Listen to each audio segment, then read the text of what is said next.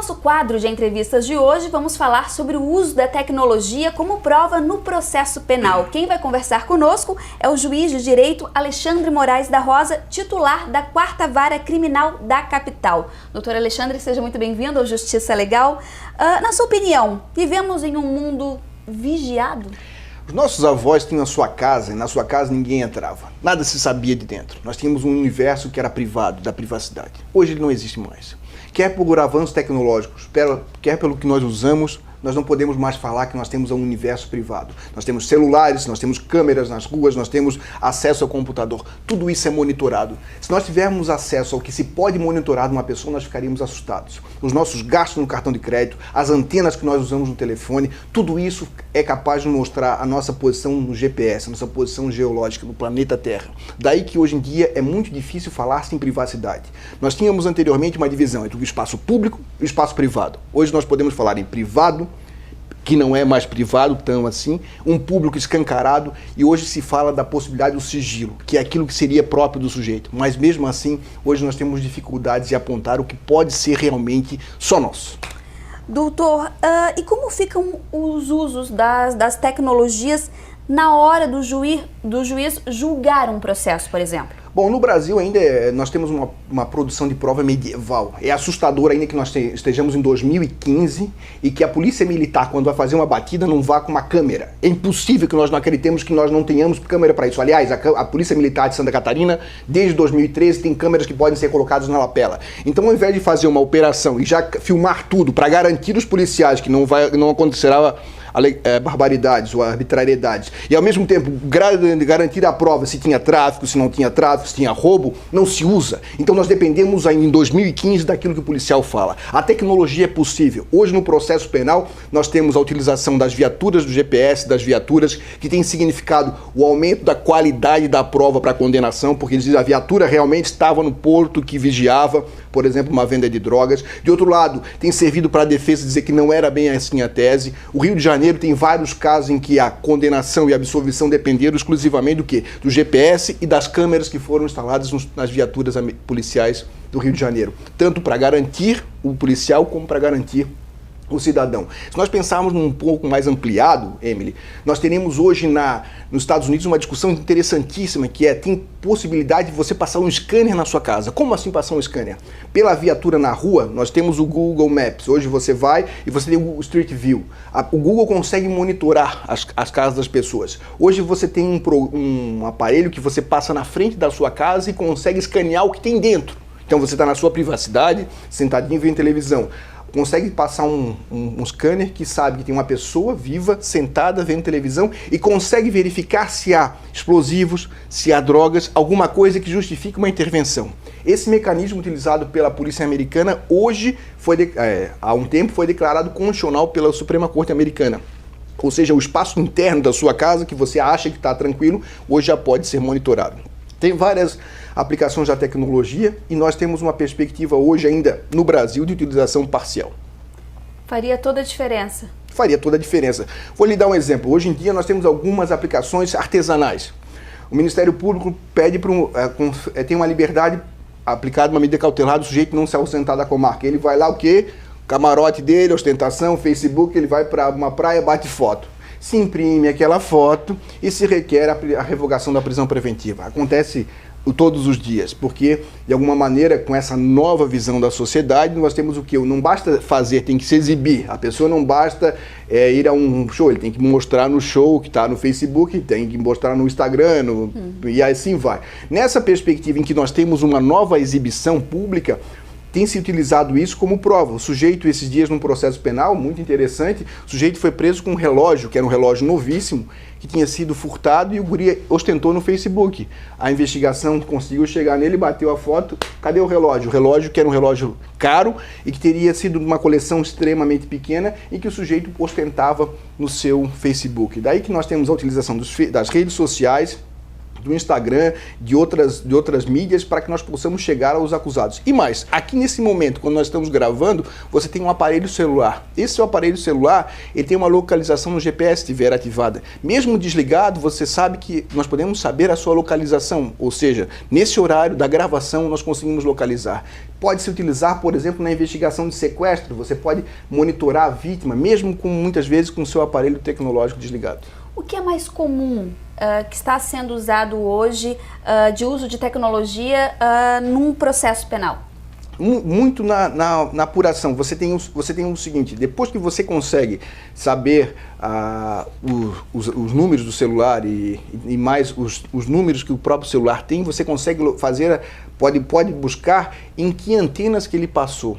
Você pode saber se hoje de manhã, se você veio da sua casa até aqui, que horas você saiu daquela antena que atende a sua casa, que passou para outra antena. Então você pode fazer o trajeto das pessoas. Você pode saber quantas vezes eu te liguei, quanto tempo durou a ligação, em que situações que eu te liguei. Você não pode resgatar com efeito retroperante a interceptação telefônica, o conteúdo, mas você consegue, mesmo assim, as mensagens, e você consegue saber quem ligou. Hoje a Polícia de Santa Catarina fez uma implantação interessante, um programa, em que consegue monitorar as árvores das ligações. Se você ligou para o telefone tal, quantas vezes ligou, que faz com que as pessoas não conheçam o fulano tal. E você conhece o telefone tal, ligou para o telefone tal, liguei. Por que ligou 10 vezes? Ah, ligou errado 10 vezes. Então você tem a possibilidade tecnológica de garantir uma prova de maior qualidade e, ao mesmo tempo, você tem a possibilidade de garantir o sujeito que ele não será punido de maneira exemplar porque o policial achou, porque tem um indício. A prova tem que ser qualificada e a tecnologia está aí para nos mostrar que é possível. O celular é a principal tecnologia hoje em dia? Sim, hoje em dia você tem praticamente o Brasil, temos aí até mais de um celular por pessoa adulta, então as pessoas têm utilizado o celular. E tem algumas técnicas de inserção desde dispositivos que podem monitorar, inclusive desligados. Você não basta ter um celular desligado para você não ser achado, você não ser localizado. Nós podemos fazer isso. Tem as possibilidades de escuta a longa distância. Eu posso colocar um microfone e lhe ouvir a longos passos. Você tem câmeras hoje, por exemplo, essa caneta aqui, poderia ser uma câmera filmadora. Todo celular tem uma filmagem, nós temos visto isso de maneira reiterada na imprensa. Cada vez mais o quê? Furos, cada vez mais abordagens policiais filmadas, prisões filmadas, flagrantes filmados. Ou seja, nós mudamos aquilo que era no passado uma leitura exclusivamente da pessoa ter visto para uma comprovação por filmagem. Mas tem um problema, Emily. A filmagem pode ser montada. Dependendo do que eu faço com você, eu posso cortar. Tem um colega meu que é advogado, que recebeu uma ligação de uma pessoa ligando para uma pessoa que estava monitorada. E a pessoa pediu assim: o senhor faz tráfico? Ele é advogado, ele disse: faço. Na investigação ficou: o senhor faz tráfico? Faço. Nessa cortada, sem contexto, ele foi indiciado como traficante. Depois ele teve que entrar com habeas corpus, dizendo: sou advogado, o que a pessoa perguntou, faz tráfico. Daí que nós temos, além da produção probatória, sempre que analisar o contexto em que ela foi dita. Ano passado, nós tivemos o caso do Paraná, em que um corte de uma frase significou uma responsabilização penal de uma pessoa que foi presa. Muda o sentido todo. Justamente, muda o sentido. Se você não coloca essa frase no contexto. Daí que nós precisamos cada vez mais da integridade, da apresentação dos dados brutos. Ou seja, se nós vamos interceptar a Emily por 15 dias, eu não posso só pegar as partezinhas que me interessam da acusação. O Estado tem a obrigatoriedade de propor à defesa: tudo isso foi interceptado da Emily. Com um detalhe: mas a Emily pode ter falado coisas privadas de terceiros que não são vinculados ao processo. Quem faz esse controle? É a acusação? É o Estado? Nós temos muita indagações ainda para estabelecer os limites da invasão da privacidade do passado. Hoje nós vivemos num mundo em que tudo é monitorado. Se quem está nos ouvindo quiser dar uma olhada, procura na internet uma coisa chamada Echelon, Projeto Echelon, ECHELON. Esse projeto foi um projeto que tem internacional, que monitora tudo que nós fazemos. Se você manda um e-mail, não está mandando e-mail para a pessoa. Conseguimos entrar, conseguimos quebrar o seu e-mail, o seu WhatsApp. Hoje nós vivemos um desespero nas varas criminais, nas varas de violência doméstica, da publicação de fotos de vingança, ou seja, fotos que teriam sido produzidas na sua intimidade. Ou seja, nós vivemos um outro conteúdo em que aquilo que os nossos avós chamavam da sua privacidade, que nós aprendemos que seria nosso, não existe mais. Hoje nós vivemos num mundo exposto, talvez num Big Brother ampliado. Doutor Alexandre, um pedido de justiça gratuita pode ser negado conforme fotos e informações colhidas na internet, como Facebook, por exemplo, né? Fotos do carro novo, da casa recém-reformada, isso é possível? Bom, tem sido reiterado a utilização, tanto a impugnação como a realização, a partir do quê? Da demonstração da ostentação. As pessoas compram as coisas, viajam, passeiam e hoje em dia nos Facebooks abertos ou com parceiros você consegue estabelecer mecanismos de apuração dessas circunstâncias. Tem casos reiterados em que isso tem servido para demonstrar a capacidade econômica da pessoa e evitar o benefício da justiça gratuita. E não só isso, você tem comprovado hoje em situações de disputa, você vai no Google Maps, você vai no Street View, ou seja, a tecnologia tem sido utilizada de maneira reiterada. O Pepe Chaves, que é um professor da UFMG e é juiz do trabalho, tem um trabalho, uma produção muito grande, demonstrando que hoje em dia nós não temos mais aquele velho processo impresso. O processo digital mudou a nossa tecnologia. Nós trabalhamos em rede e não dá para que nós continuemos a pensar da mesma maneira como nós pensamos há 20 anos. Nós temos novas perspectivas. Hoje eu não preciso, se eu coloco o nome da Emily na internet, eu consigo obter uma série de informações. Poderíamos utilizar essas informações no processo? Antigamente nós pensávamos em contratar um detetive particular que fosse bater fotos. Hoje eu consigo saber coisas da sua vida a partir de vários bancos de dados. E isso modificou, revolucionou a nossa maneira de pensar. Precisamos enfrentar isso de maneira aberta. Mudando um pouquinho o foco, isso na pergunta anterior também se aplicaria para análise de um pedido de aumento de pensão, tanto pela parte de quem recebe ou pela diminuição por aquele que paga? Sim, tem sido utilizado de maneira reiterada e principalmente nessa leitura que nós fizemos antes, descontextualizada. Ninguém coloca na internet que o pneu furou, que o carro é velho, então as redes sociais servem para uma ostentação demasiada, meio...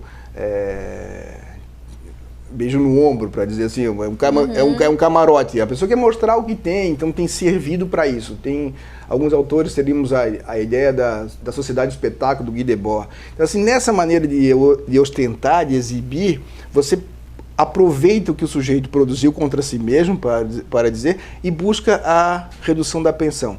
O que tem se mostrado é que isso é o início de prova, mas demanda de fato uma comprovação não servindo exclusivamente para aquela finalidade. E último detalhe, a produção da prova não basta apenas imprimir a página do Facebook, ela necessita de uma escritura que demonstre no cartório que foi produzida daquela forma, porque ao mesmo tempo que eu posso eu imprimir, eu posso criar um Facebook falso, colocar fotos falsas. Pode não ser verdadeiras, né? Pode não ser verdadeiras, porque eu posso fazer um Facebook hoje com o seu nome, se eu tiver fotos suas eu coloco você. Então nós temos uma série de dificuldades probatórias para validar essas informações coletadas na internet. Doutor Alexandre, para a gente finalizar, um projeto de reforma no Código Penal ainda não aprovado no Congresso. Nessa reforma, o uso das mídias como prova deverá estar entre os itens da atualização? Nós tivemos agora a lei do Marco Civil da Internet, deu uma certa evolução, regulamentou alguma coisa, mas um novo Código Penal, que é um horror, o projeto do senador Sarney, é vergonhoso, nós passamos vergonha onde vamos internacionalmente, porque é um projeto assim enfadonho, vergonhoso, sem lógica, absurdo. Ele enfrenta algumas dessas questões, a AMB emitiu uma nota contrária, nós da Associação do Juiz para a Democracia também demonstramos notas contrárias. O que nós temos a evolução social chegou a um ponto que nós precisamos regulamentar. Os limites dessa regulamentação estão em debate no Código Penal e no Código de Processo Penal. O que nós precisamos de alguma maneira é enfrentar a situação com mais tecnologia e não com mais tipos penais, porque hoje em dia a maior dificuldade na internet, Emily, quem nos assiste, é que eu posso regulamentar, a nossa lógica o Estado brasileiro regulamenta na lei do Brasil, mas se alguém está postando em português em Macau, eu não tenho controle sobre isso. Então a internet precisa de novas coordenadas e talvez pensar numa legislação especial e não incluída no Código Penal. Tá certo, doutor Alexandre, obrigada pela sua presença aqui no nosso Justiça Legal.